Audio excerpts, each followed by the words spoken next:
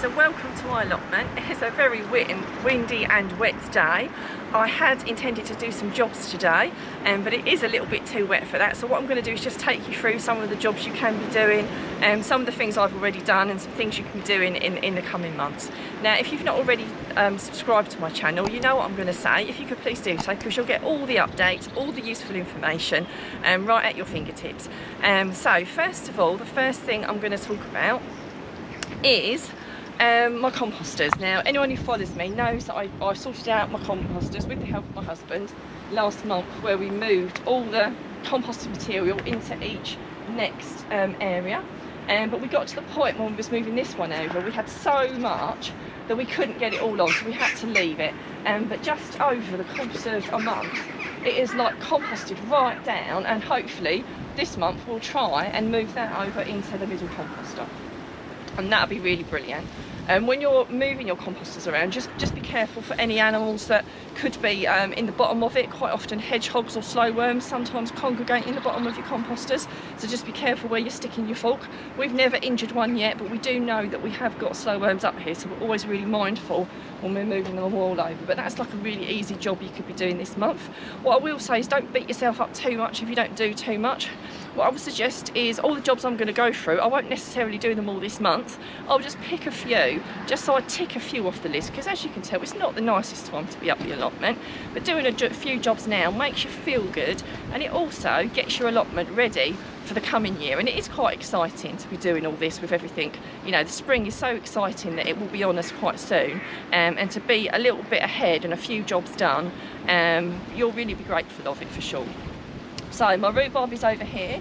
Now, something you could do is I usually mulch it with manure because it feeds it. So we get horse manure delivered here from local stables, and I normally put that on it. You can false it if you wanted to, and if you've never heard of falsing before, you can either buy proper rhubarb falsers, or some people just upturn an old tin bath or something, just to try and block out the light so that they start to grow. I find I don't have to do it here because it does start to warm up quite early in the south, so I just let mine just grow because I get it incredibly early anyway. But if you're somewhere in the country where it's not quite so warm, forcing your rhubarb on might be something that you might like to do. So a job that I've done already is pruning the trees. So my pear and apple tree and my other apple tree just down there and my cherry tree have all been pruned. So if you've not done that already, it's worth thinking about it. You could also plant bare rootstock if you haven't got any fruit trees as well. So that's a good time to be planting as well as pruning if it's not done already. But mine's all done and all ready for hopefully. You can see it actually looks like little buds and things are forming already. So look, that's pretty cool, isn't it? So it's nice to see, even on the coldest of days, things are starting to happen, and you can't quite believe it sometimes.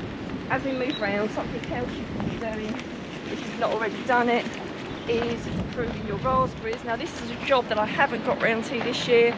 Like I say, I can't get everything done all in one go, but I am planning to get this done over the next month or so.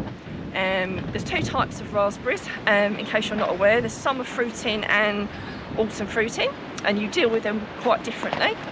The autumn fruiting ones are really, really easy, and you literally just cut them right back. So you go right down, prune them right down to the bottom. So you literally cut the whole lot back, right down to the very base of the ground, and then the new growth comes up and the berries come off of that. With summer fruiting, it's a little bit different. You're just taking off all the old wood. So you can tell whether it's old wood because all the little straggly bits coming off of it where you've had berries on there. You can even see, look, a little bit of a berry on that one. So that's old wood, and you're just leaving the new growth, which is one like this. And you can tell that this is new because there's no straggly bits coming off of it, and it's just got the little buds coming up it.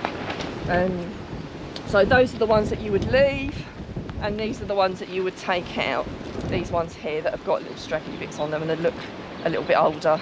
So I hope that's helpful. So that's a job that you really need to be getting done in January or February at the latest, really. So there's some kind of like must-do jobs, really, I would say.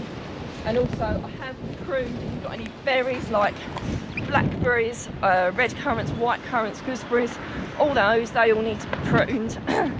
I've done mine already. as you can see, and I've got lots of little buds forming on those already as well. So, and like with these, you're mainly just taking out, you're not like with the raspberries, you take out all the older stuff. You are taking out the more diseased looking bits. You want to create it so you get air around it. If anything's crossing over with things like gooseberries or berries, you want to take those ones out. That's not the same as raspberries, quite different the way you prune the currants and the gooseberries. Yeah, so they're looking quite lovely and quite healthy. And one thing I will do is I generally mulch them every year, and last year I put down cardboard and I mulched over the top, and it just worked incredibly well keeping the weeds down, because I find this particular area for me really troublesome. So I've saved all my cardboard from boxes and things at Christmas, so I'm going to reuse those. That's not only good for the environment, it's also going to be repurposed on my allotment, and then I'll put some of the horse manure that we have delivered here around that as well, and hopefully I'll get a really good crop like I did last year. Both cropped really, really well when I did that. So other jobs you can do if you've not done already is do be really mindful. The birds get really, really hungry this year, and although we love the birds and I do feed them at home on a regular basis, I don't want them feeding off my crops ideally. So keep stuff netted. I left my netting off just for a little while a month or so ago, and they started nibbling at it straight away, so it's worth putting a bit of netting over to protect things like the kale. If you've got any cabbages in, I've got Brussels and purple sprouting in, otherwise the birds will undoubtedly have a nibble and you wish you'd have kept them covered. You can also stake some of your tall brassicas as well, things like the kale, the purple sprouting and the Brussels. If you think the stems are flopping around a little bit, you can put stakes in those. So the last thing you want is for it to snap off and then not get your lovely produce.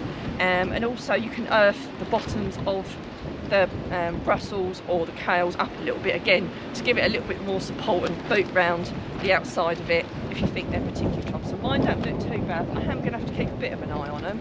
And that's the other good thing when you keep them netted, that can protect them a little bit too from the wind and the elements. So yeah, another job that actually nature does for us, we've had a lot of snow here, and even with just the frosts it naturally breaks the soil down, which helps improve the soil. It also kills off a lot of the bugs that cause us lots and lots of problems. In particular the white fly that I had an awful lot of has completely disappeared now thanks to the snow that we had. So there are some benefits with jobs that are being done that you're not actually doing anything, it's just nature taking its course. Feeding the soil with some manure to improve the soil, so any form of soil improvers. Just be mindful of what improvers you're using with what you're planting where. Something else you could be doing, so there is a really big list in January, is getting in your seed potatoes and your onion sets, so you're going to be ready for putting them out in March. And normally start chitting them around February, so it's a really good time to start sourcing, you know, what varieties you are going to be planting, and also allotment planning as well. You know, planning where everything's going to go up at the allotment. I generally do a 4-crop rotation where stuff rotates round, but because I've had some leaf miner on my leeks, in fact I've had a lot of leaf miner on my leeks, and I know I generally have a problem with this top area, I'm going to be rotating slightly differently this year. So do start to think, you know, what you're going to be planting and where you're going to be planting it. That's another thing. Of course there's still things you can be harvesting, so if you're like me and you've got a couple of bits that you're harvesting, I've got a lovely amount of kale still on here. It will start to slow down now quite often, so once I start picking it off it's not going to grow back at the rate of knots that it was, so I'm really mindful of what I pick, I make sure I eat. As we move over, I've still got leeks that I'm harvesting over here. So despite the leaf miner, they're not perfect, but I am still able to dig them and eat them, which is fantastic. As you can see, my salad is well and truly gone now. Although these look a little bit sorry for themselves, I have still got some beetroot in here. Up until the snow, the leaves were all lovely and green and lush. But because of the very heavy, well, it wasn't that heavy, but we had a substantial amount of snow here, the leaves have died back. But the roots, the beetroot should still all be perfectly okay. So if you're like me and you've still got a little bit of beetroot, I will be digging probably more up than I was digging up actually, because I do start to need to get the ground cleared ready for the next season. But I don't whip things up too quickly, because as soon as you've dug them, you're then on a time scale of when you eat them. So I'll probably take a few sections up and start eating as many as I can. So my garlic and my onions are doing really well over there. So they always look a little bit sad this time of year. I will have to weed around them. The temptation is to forget to do your weeding around some things, but it's really important that you do weed around things like that. Unfortunately, the snow has really badly affected my chard. I'll just leave it in there because it does look like it might be starting to grow back. So what I'll do on a better day than this, I will just remove some of these leaves that are really badly affected by the snow, and hopefully I'll get new growth coming through the middle. Well, that's the plan anyway. Now, I do hope you've enjoyed wandering around my allotment and some of the jobs that you could be doing in January if you wanted to. You could obviously be sowing some seeds now at the moment if you wanted to, and rather than we go through it again, we will put a link for you to be able to click on that if you want to look at the things you could be sowing in January. But for now, if you could just give us a like, tell us what you liked most, and also what jobs you're going to be doing in January.